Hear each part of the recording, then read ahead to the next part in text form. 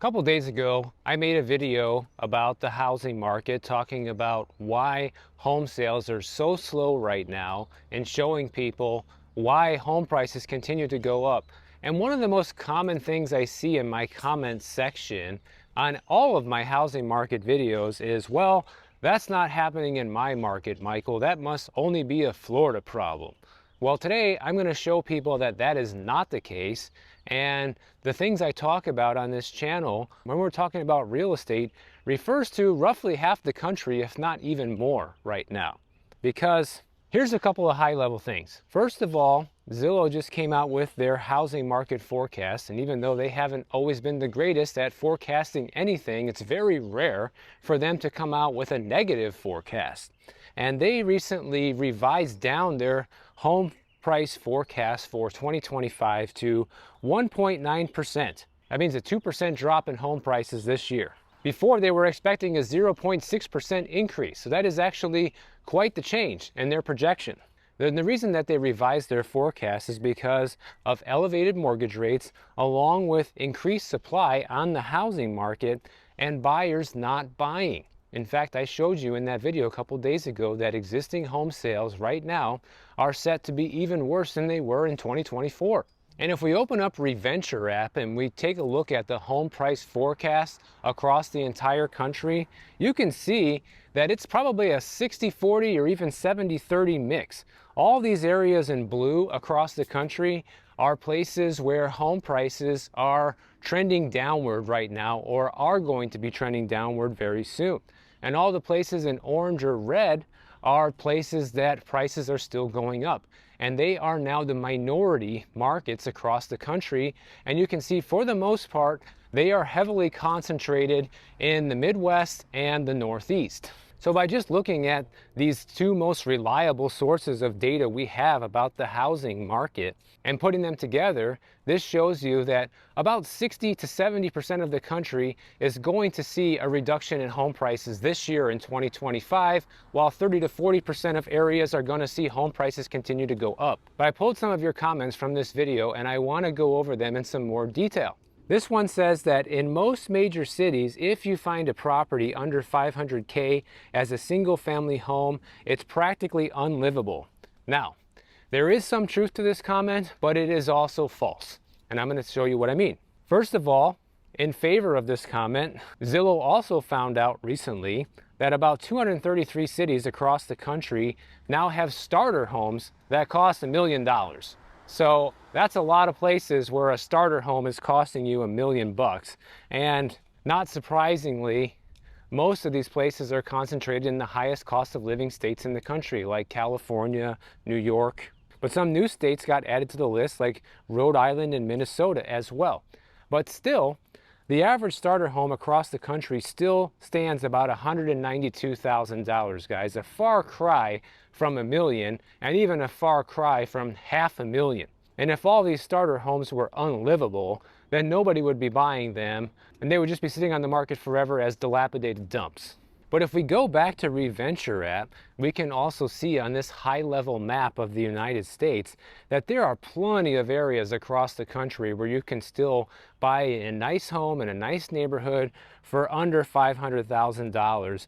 And it's really just the coastal and luxury markets where this applies. Whatever this person said, that you really need to be spending $500,000 or more to get something livable, that's only true in expensive areas like where I'm at right now in Miami. But if I were to go to the northern part of Florida in a less populated area, I could easily buy a nice house for under $500,000. And Florida is an expensive place to live. So really, if you're not looking in a coastal or luxury market, you should have no problem finding a home to buy for less than $500,000. But I understand where this person is coming from, because what they're essentially saying is if you want to live in some of the most desirable places, the most popular places to live, good luck finding a nice single family home for less than $500,000. So I would say that is both true and false, and it kind of depends on where you're looking and what your standards and expectations are.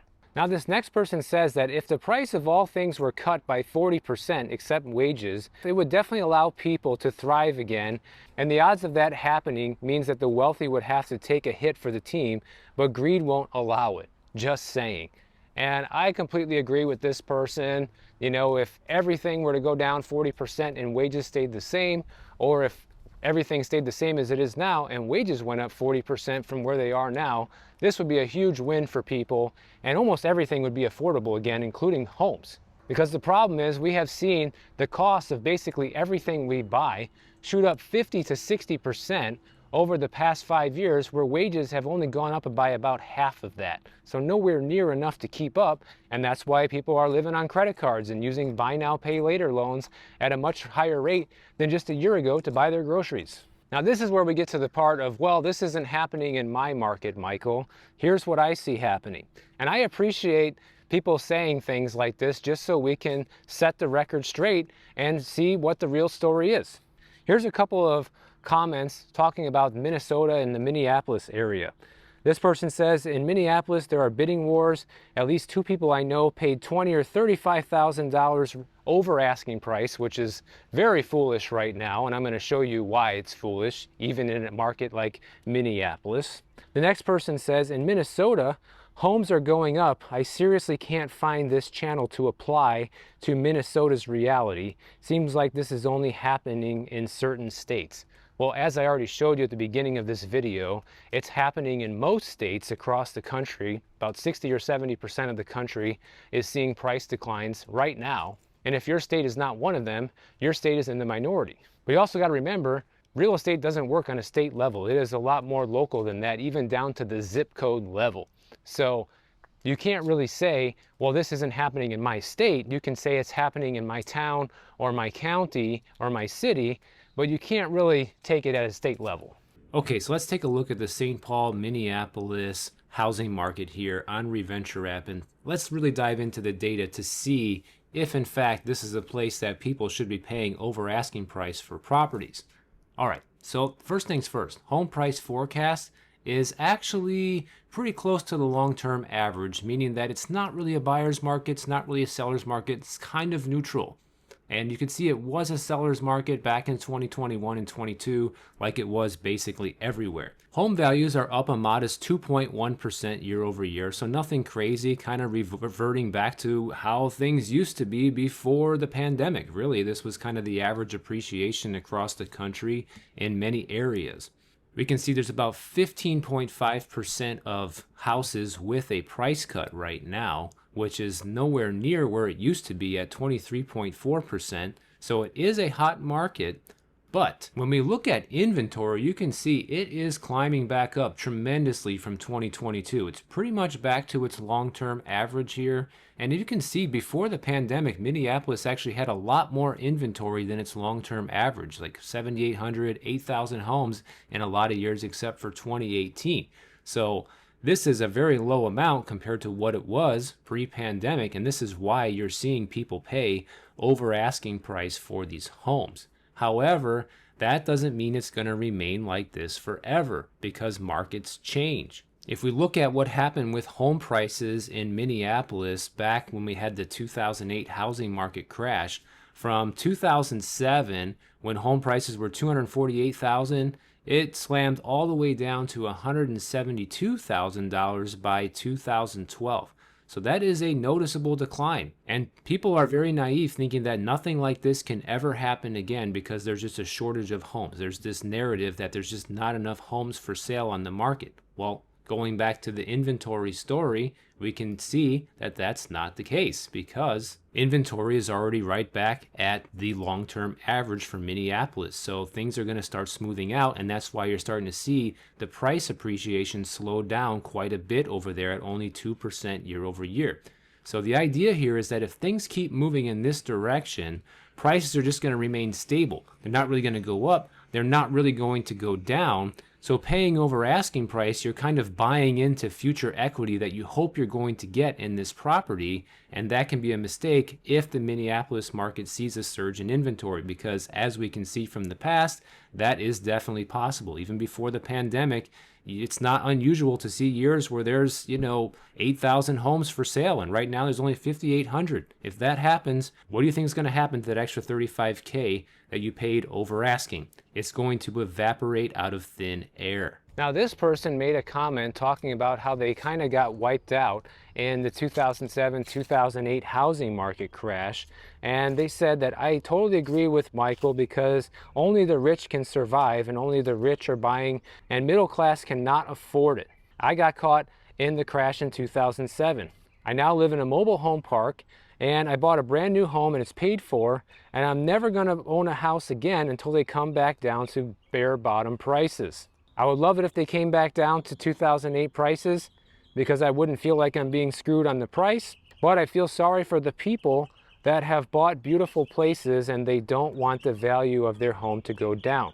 But hey, I was one of those people back in 2007 and I made all the payments and it got so bad I could not afford that home or sell it.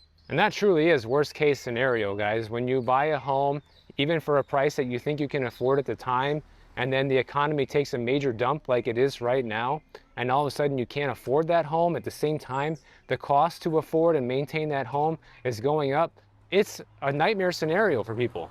And this person's comment serves as a good reminder on why the previous people that we talked about that are still paying over asking price for homes are pretty foolish right now, because they are betting that the Minneapolis market is just going to continue going up in price. Well, like I showed you guys, it saw a pretty significant downturn during the last housing crash. There's a definite possibility that that could happen again. It's not a guarantee, but a possibility. And so taking a big gamble like that, unless you have a lot of money to burn, can be very foolish right now.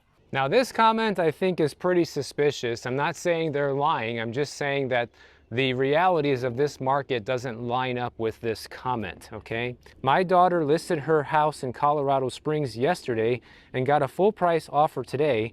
Not everybody is broke. Well, the end part of that is definitely true. Not everybody is broke. And those are just things that you put on YouTube titles to make people click on it, okay? Obviously, not everybody's broke, but a lot of people are. But here's the thing. When we look at the Colorado Springs market, home prices here are essentially flat year over year. Home prices are no longer going up in this market. And the forecast is that prices in Colorado Springs are going to be taking a huge nosedive very soon. And the reason is because of the massive increase in inventory.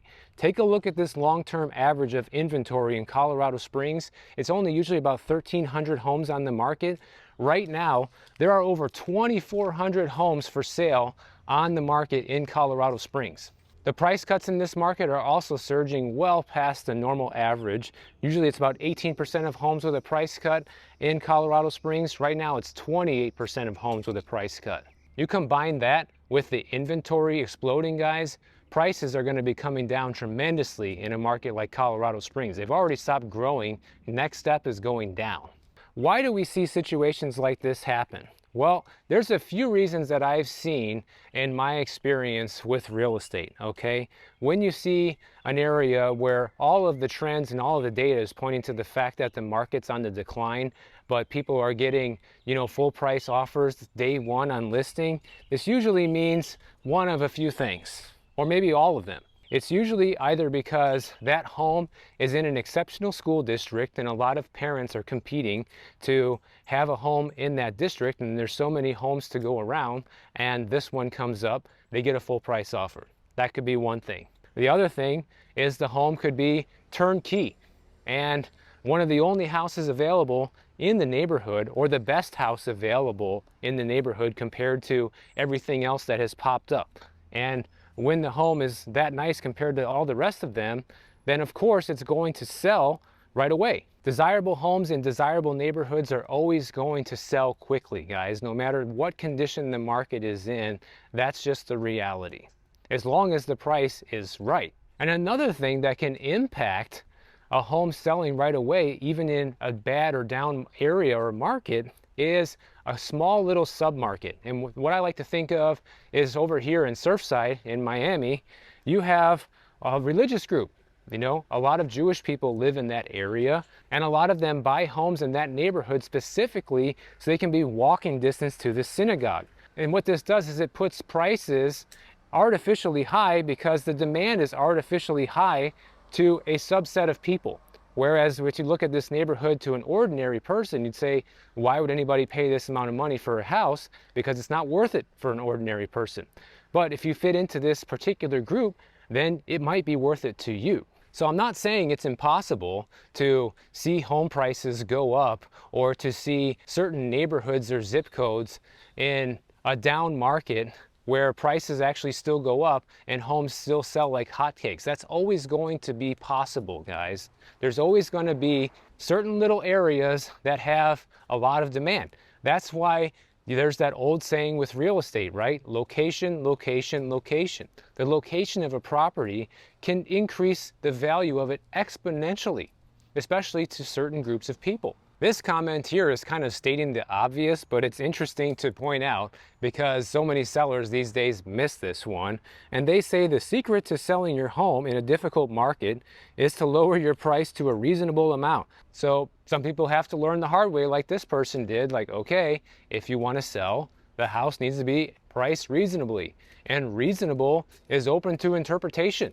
Realistically, buyers look at a reasonable price as a mix between something that they can afford and fair compared to what homes in the neighborhood sold for recently. That's what buyers are looking for. That's what their offer price is going to be based on.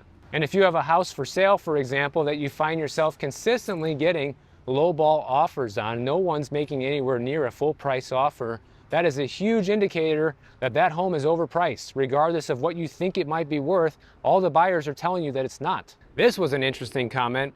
My in-laws bought a $600,000 home for $800,000 last year. They're cooked. And you know, I see examples of this all the time in Miami. In fact, in the video that I was referencing and I took these comments from, I walked past a house in that neighborhood that went through exactly that. Take a look at the sales history of this home, okay? This house was purchased back in May of 2022 for $1,950,000. And then literally just a few days later, they turn around and put on the market for $500,000 more, thinking, oh, we're just gonna make a quick $500,000 profit. Market's on fire, should be no problem. And I do say that their timing for doing this was actually pretty good because that was the peak of the market, especially in Miami. We saw earlier that at least in Minneapolis, that's no longer the peak of the market, but here it certainly was. So it was a good attempt at making a quick buck, but unfortunately it didn't work out. And so what ended up happening is they went through the kiss of death when it comes to having a listing, which is the never-ending price reductions, okay? So they lowered the price and lowered the price and lowered the price some more until the end of last year when they finally were able to sell the house for $1,680,000, guys. So it took them 2.5 years when the housing market was on fire to be able to sell this house. I want you to think about that. Going back to this guy's comment that his in-laws bought a house for $800K that's now only worth $600K, this is another reason, going back to the very first example here about people overpaying and still paying over asking price for properties, you never know when it's going to be your market's turn, okay? You don't know when home prices are going to dip substantially in your area, and paying over asking price to get the home can be very foolish, especially when you see so many other people across the country right now who are already taking these major losses. I mean, these people in this Miami example lost like $250,000, guys. That's a big loss. I mean, how many people out there can afford to lose $250,000? Raise your hand. Now, one other thing I want to bring up in this video that has nothing to do with the comments or that real estate video, but I thought was very interesting, is one of my loyal viewers, Thomas, who lives over in Germany. He watches all my videos, and he sent me this message. He's a young guy living over there, still learning a lot about finance and how things work, and he's learned so much from my channel. And he's heard me talk about the insane prices here in the United States when it comes to homeowners insurance and specifically the HOA fees with condos, okay? And his parents live in a condo in Germany. Their HOA covers things like garbage collection, window cleaning, and even the insurance. And it's a somewhat newer building that was built in 2005. He says it's in good condition on the inside and the outside. But get this. These expenses that they have to pay for this condo are substantially lower than what we have to pay here in the United States. And it is just unbelievable when I saw this that it's actually this much lower. Take a look at this. The garbage collection there, only 220 euros per year, not per month, per year. The cleaning fee for the windows, only 60 euros per year. The insurance is only 300 euros per year. They also pay $900 per year for the reserve fund, which is something that all buildings now are required to do here in Florida. So he says when you add it all up, it's a total of $4,200 for the year for the HOA, guys. That's 350 euros per month total for this condo, which is almost an unheard of number now here in the United States. There are still some complexes where you can buy a condo and you can pay a low HOA fee like that, but usually it includes nothing. There's no amenities, and it's usually in a very low cost of living area. So I'm not saying that that's impossible and you can't get that anywhere, because it does still exist, but it is extremely rare. And the fact that this just seems to be commonplace in Germany, and you look at the prices that we're paying here in Florida that are just astronomical, it really makes you scratch your head and wonder what's going on here. That's why I talk about, look at all the fraud, guys. Look at how much these insurance companies have stolen from people by not paying claims. Look how much these HOAs have stolen from people by not making the appropriate repairs and collecting money and using their own companies to make repairs when they do, and siphoning money away from the HOA homeowners that way. You know, people here are being royally ripped off. And this message from Thomas just further proves that, so I want to thank him for sending that over. So if you guys enjoyed this video, make sure you are subscribed to the channel, and if you don't want to wait for my next video to come out, check out this one on the screen right over here, and I'll see you in the next one.